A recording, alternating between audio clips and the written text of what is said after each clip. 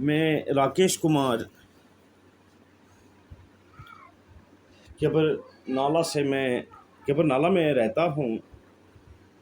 आज मुझे मीडिया के सामने इसलिए आना पड़ा कि 23 तारीख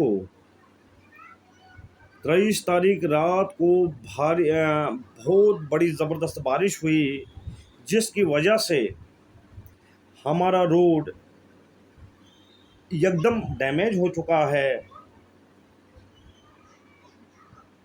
पहले भी ये डैमेज हुआ था और हमने खुद उसको रिपेयर किया था। लेकिन अफसोस की बात यह है, मैं थोड़ा सा एडमिनिस्ट्रेशन को अपील करना चाहूँगा कि पूरे दक्षिण के अंदर क्या एक ही गांव है जिसको इग्नोर किया जाता है, वो है केबर नाला। चाहे मैं हुकूमत की बात करूं, चाहे मैं एडमिनिस्ट्रेशन की बात करूं, पूरी दक्षिण के अंदर इस वक्त रोड भी हैं, टावर्स हैं, बिजली भी है, लेकिन हमारे गांव में ये सब चीज़ें नहीं हैं। मुझे समझ नहीं आ रहा, क्यों नहीं आ रहा है कि गवर्नमेंट हमें इग्नोर क्यों कर रहे हैं। चाहे एनसी हुकूमत रही तब भी हमें ना रोड बना, ना लाइट्स आई, ना टावर बने। बीजेपी की हुकूमत रही, उन्होंने भी हमारे गांव में कोई तवज्जो नहीं दी। मुझे समझ नहीं आ रहा है कि हमारे साथ ये बुरा सलूक क्यों किया जा रहा है। हमारे बच्चे यहाँ से सौंदर स्कूल जाते हैं, सौंदर से कम 15-20 किलोमीटर की दूरी पे हम लोग रहते हैं। हमारे बच्चे वहाँ से स्कूल जाते हैं क्योंकि हायर सेकेंडरी सौंदर में है। हमारे गांव में 8th तक की स्कूल है, हमारे बच्चों को सौंदर स्कूल जाना पड़ता है। और हमारी बाकी चीज़ें जो हमारे गांव में मैसर होनी चाहिए, चाहे राशन की बात हम करें, चाहे ये मतलब किसी दूसरे चीज़ की बात करें, छोटी छोटी चीज़ें भी जो है कि हमने सौंदर से ही लानी पड़ती है। लेकिन बड़े प्रोटेस्ट किए हमने, बड़ी एप्लीकेशनें दी, बड़ी बार हम डीसी साहब के पास भी गए। वाइल्ड लाइफ था, पहले वाइल्ड लाइफ था तो डेफो साहब के पास भी गए, रेंजर साहब के पास भी गए, तब रिपेयरमेंट होता था हमारे गांव में। चलो जैसे वैसे, मैं हुकूमत की बात नहीं करता हूँ, मैं अप्रिशिएट करता हूँ वाइल्ड लाइफ डिपार्टमेंट को, जो जब तक वाइल्ड लाइफ में हम रहते थे तब तक हमें रोड की रिपेयरमेंट होती थी। चाहे वो रेंजर साहब या डेफो साहब कहीं से भी फंड्स निकाल के हमें मुश्किलों का सामना नहीं करना पड़ता था। आज के डेट में हमारे उधर फॉरेस्ट डिपार्टमेंट हैं। जब से फॉरेस्ट डिपार्टमेंट हमारे उधर आया तब से हमें मुश्किलों का सामना करना पड़ता है। सबसे पहले एक बार जो है कि एक फ्लड आने की वजह से हमारा पुल डैमेज हो गया था। वो उसके बाद में हमने प्रोटेस्ट वगैरह किया तो डीसी साहब ने कहीं से कुछ थोड़ी बहुत फंड्स निकाल के तो पुल बनाया था हमने। आज 23 तारीख को फिर मतलब एक बहुत बड़ी ज़बरदस्त बारिश हुई, जिसकी वजह से हम पूरी मतलब दक्षिण से हम डिस्कनेक्ट हैं। ना हम सौंदर जा सकते हैं, ना सौंदर से कोई यहाँ पे आ सकता है, ना हमारे पास फ़ोन कनेक्टिविटी है कि अगर हम किसी को कॉल करें तो कहाँ से करें। सबसे पहले मार्च से अभी तक जो है कि हमारा रोड डैमेज ही रहा। लोग यहाँ पे फाका कशी के शिकार भी हो रहे हैं। हमारे बच्चे रोड डैमेज होने की वजह से वो पढ़ नहीं पा रहे हैं। मुझे समझ नहीं आ रहा है कि हमारे साथ हो क्या रहा है। एक बार गवर्नमेंट तो आए, कम से कम देखें कि कोई लोग कहीं पे रहते हैं। बात रही, जब आज की डेट में हमें इग्नोर किया जाता है क्योंकि आज कोई ज़रूरत नहीं है किसी भी मतलब सियासी लीडर को कोई ज़रूरत नहीं है हमारे पास। इलेक्शन जैसे नज़दीक आएंगे फिर वो बंदे वहाँ पे पहुँचेंगे जिनको हमने कभी देखा नहीं था। आज के डेट में हम किसी को बोलेंगे यार केबर नाला चलो, वहाँ पे हमारा रोड देखो, ये देखो, प्रॉब्लम क्या है, टावर नहीं है, हम डिस्कनेक्ट क्यों हैं, बोलते यार कौन पहुँचेगा केबर, हम केबर जाने के लिए तैयार नहीं। लेकिन उस वक्त वो लोग कैसे पहुँचते हैं, ये मेरी समझ से बाहर बात है।